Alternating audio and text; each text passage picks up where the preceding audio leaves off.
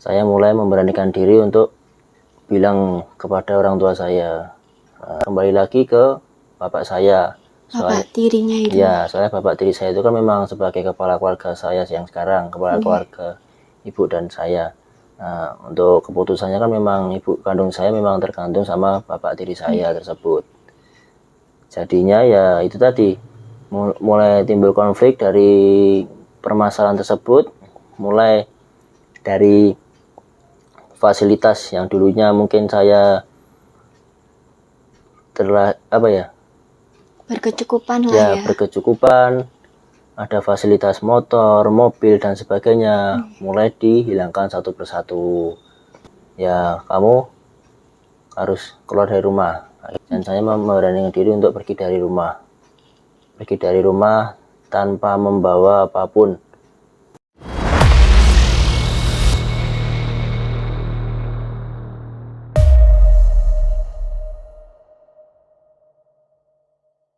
Bismillahirrahmanirrahim. Assalamualaikum warahmatullahi wabarakatuh.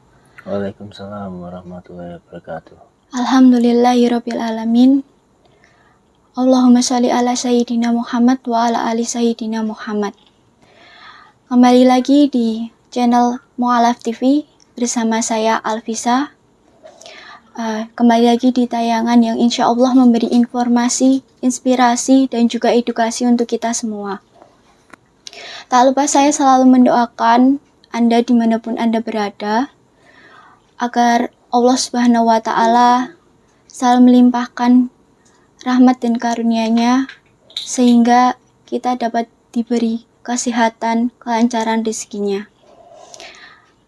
Dan saya juga akan mengingatkan kepada Anda, jangan lupa untuk like dan komen video ini, dan subscribe channel ini, dan agar tidak ketinggalan tayangan yang lebih menarik dan inspiratif lagi, Anda bisa mengeklik tombol lonceng dan juga share video ini agar sahabat Mu'alaf TV lainnya dapat menyaksikan tayangan yang Masya Allah menginspirasi ini. Baiklah, tak usah berlama-lama karena di samping saya sudah ada narasumber kita pada hari ini. Sebelum itu, izinkan saya untuk menyapa narasumber pada kesempatan kali ini terlebih dahulu. Assalamualaikum. Waalaikumsalam warahmatullahi wabarakatuh. Selamat malam. Sebelum Masnya menceritakan, bisa perkenalan terlebih dahulu untuk menyebutkan nama, asal tempat tinggal, dan juga agama sebelumnya. Silakan. Ya. Assalamualaikum warahmatullahi wabarakatuh. Perkenalkan, nama saya Dimas Bagaskara. Saya lahir di Karanganyar tanggal 10 Desember, kelahiran tahun 1996. Kebetulan saya dulunya beragama Katolik dan mulai menjadi mualaf pada tahun 2019. Kira-kira hal apa yang membuat Masnya tertarik menjadi seorang mualaf? Bisa diceritakan, silakan. Mungkin memang dari dulu saya terlahir dari keluarga Islam, Mbak. Jadi kenapa Masnya beragama Katolik kalau figur keluarganya itu dari figur keluarga Islam? Jadi pada dasarnya ini kita flashback dulu aja dari Dimas kecil. Itu saya lahir dari ibu saya yang bernama Ibu Mulyati dengan bapak saya Teguh Yunianto.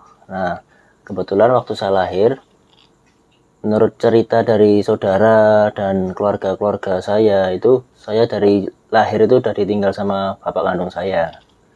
Jadi selama saya bayi sampai saya besar, sampai saya umur kurang lebih 6-7 tahun itu saya hidup sama ibu, sama nenek, sama bude-bude kayak gitu, sama saudara.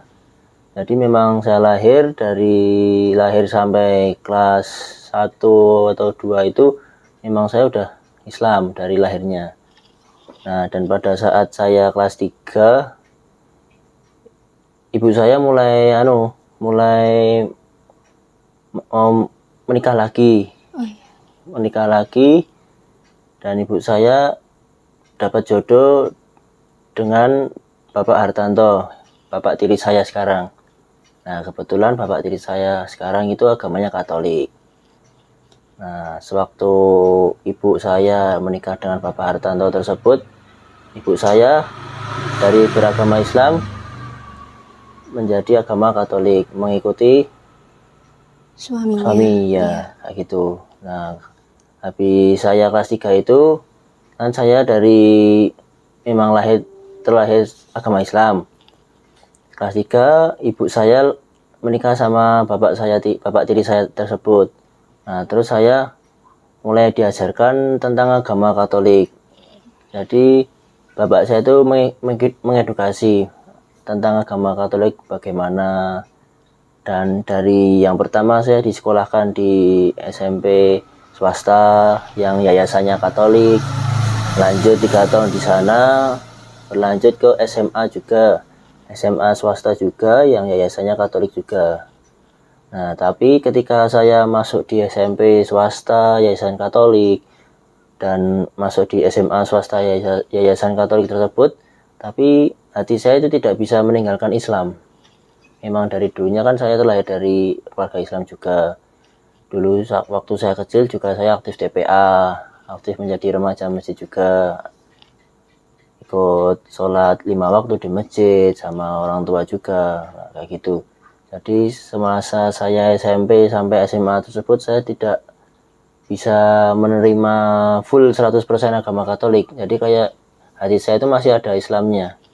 Nah, semenjak saat itu mulai kuliah saya belajar lagi, mulai mengikuti kajian mungkin dari YouTube, mungkin dari daerah Solo ada banyak kajian. Terus saya kuliah juga di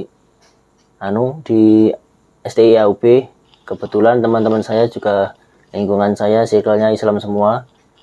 Nah, pada saat itu semakin saya intens untuk mengikuti untuk masuk ke ajaran Islam lagi. Nah, mulai di saat itu saya mulai mengikuti pelajaran agama Islam dari mata pelajaran kuliah saya juga ada manajemen syariah dan sebagainya. Mulai dari situ berawal lagi saya mulai mempelajari pelajaran Islam. Terus mulai saat itu saya juga menemukan jodoh saya di kampus saya tersebut yang sekarang menjadi istri saya. Subhanallah.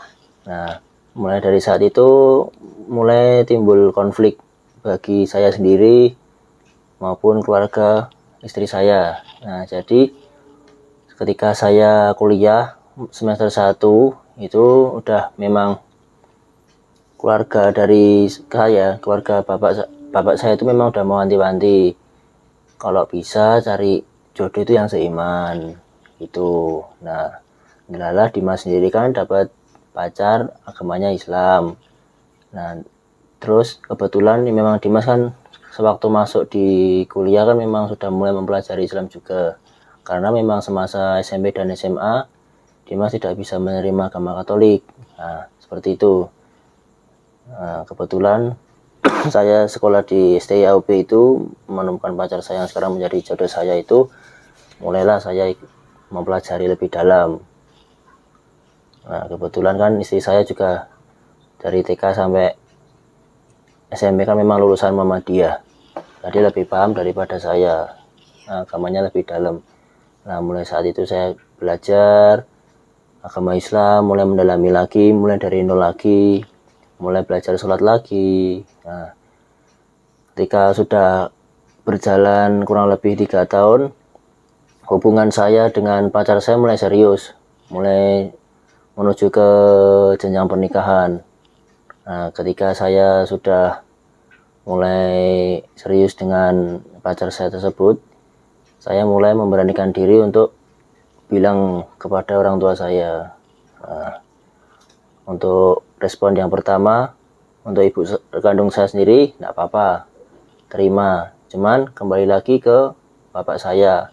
Bapak tirinya itu. Ya, soalnya bapak tiri saya itu kan memang sebagai kepala keluarga saya yang sekarang, kepala keluarga ibu dan saya.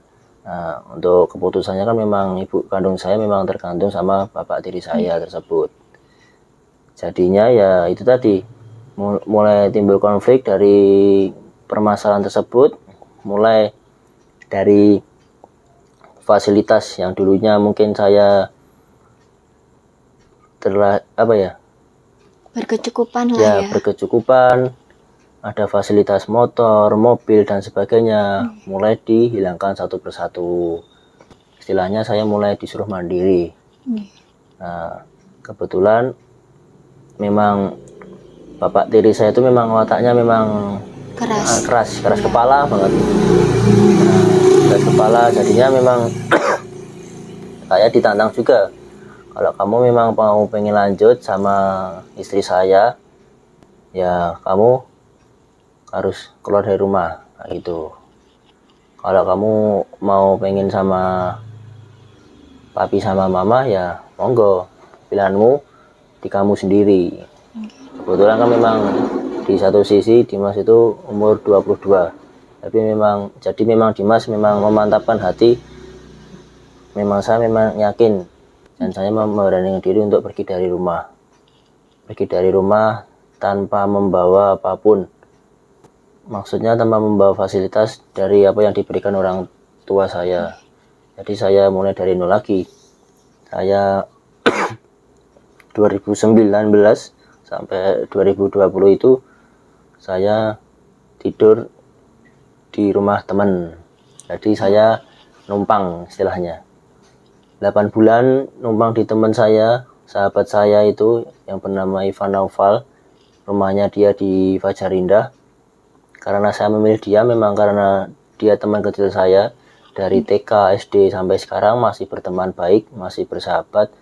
Nah, barulah saya berani ke sana. Saya cerita panjang lebar apa permasalahannya, kenapa saya bisa berani untuk keluar dari rumah, kayak gitu. Dan kebetulan alhamdulillah keluarga dari teman saya tersebut juga menerima saya, kayak gitu. Nah, untuk kegiatannya selama 9 bulan itu saya juga tidak punya penghasilan. Soalnya memang dari sebelum saya keluar dari rumah memang biasanya saya akan membantu orang tua. Kebetulan kan memang orang tua kan punya usaha. Punya usaha sendiri. Jadi saya dari pagi sampai sore setiap harinya memang membantu bapak tiri saya. Jadinya ketika saya keluar dari rumah itu ya saya agak bimbang. Ketika saya keluar itu saya bisa kerja atau enggak, saya bisa tidur atau enggak, nanti gimana saya kedepannya sama ibu saya, apakah bisa hubungan ataukah masih bisa komunikasi atau enggak, kayak gitu. Nah, kebetulan memang kembali lagi ke watak bapak tiri saya kan memang keras kepala. Jadi ketika saya memang disuruh keluar dari rumah, jadi saya juga putus kontak sama ibu kandung saya selama 7 bulan kurang lebih ketika saya pergi dari rumah itu. Jadi untuk komunikasi dari HP, dari saudara itu diputus semua. Jadi bapak tiri saya kan memang keras kepala, jadi memang semuanya diblok. Saudara-saudara disuruh menjauh. Ya, menjauh kayak gitu. Disuruh nggak Bagas. Ya, panggilan saya di rumah kan Bagas. Nah, istilahnya seperti itu. Nah, kemudian saya memberikan diri untuk keluar dari rumah dengan satu niat, memang saya pengen mualaf lagi, dan satu tujuan juga saya mau menikah dan saya pengen lebih dekat kepada Tuhan Allah yang Maha Kuasa. Nah, seperti itu. Jadi memang lama-lama secara pelan-pelan saya dibukakan pintu rezeki juga. Dari semulanya saya 7 bulan nggak ngapa-ngapain, walaupun saya pergi saya nggak punya pekerjaan, nggak punya fasilitas yang seperti dulu, tapi memang niat saya seperti itu. Tapi memang Dimas sendiri lebih ke menguatkan iman juga. Secara hati dan nurani saya mendekatkan diri kepada Tuhan, minta perlindungan, minta pencerahan, minta ridhonya, apakah jalan yang Dimas pilih ini sudah benar atau salah, ataukah memang sudah di ridhonya. Nah, seperti itu. Nah, ketika saya mulai bimbang, mulai hidup 7 bulan sendiri, penghasilan juga menurun, tabungan saya maksudnya. Nah, lalu saya mulai kerja di perusahaan swasta juga, bagian seluler. Dari rumah teman saya di daerah Fajar Indah sana, kerjaan saya di seluler itu di Jembatan Mojo. Nah, dari Pasar Indah ke Jembatan Mojo dari jam 8 pagi sampai jam 9 malam. Nah, dari jam 8 pagi sampai jam 9 malam di sana masih masih pembukuan juga kayak gitu dan sebagainya. Jadi sampai rumah tuh jam 12, jam setengah 1. Kadang di situ Dimas juga merasa mengeluh. Maksudnya, wah, ternyata memang hidup tanpa orang tua itu memang rekoso kayak gitu. Soalnya memang dari dulu kan Dimas memang biasanya ya berkecukupan, biasanya terus berkecukupan, belajar untuk mandiri. iya biasanya didampingi sama orang tua terus, terutama sama ibu kandung saya. Walaupun saya sendiri tidak tahu wajah bapak kandung saya itu seperti apa, saya juga tidak tahu. Jadi dari lahir itu saya sudah ditinggal kayak gitu. Ada keinginan buat mencari bapak kandungnya atau Nah, jadi kalau dari lubuk hati yang paling dalam untuk Dimas sendiri ya pengen cari. Soalnya kan mau gimana pun dia salah atau tidaknya dia kan memang bapak kandung saya. benar. Tapi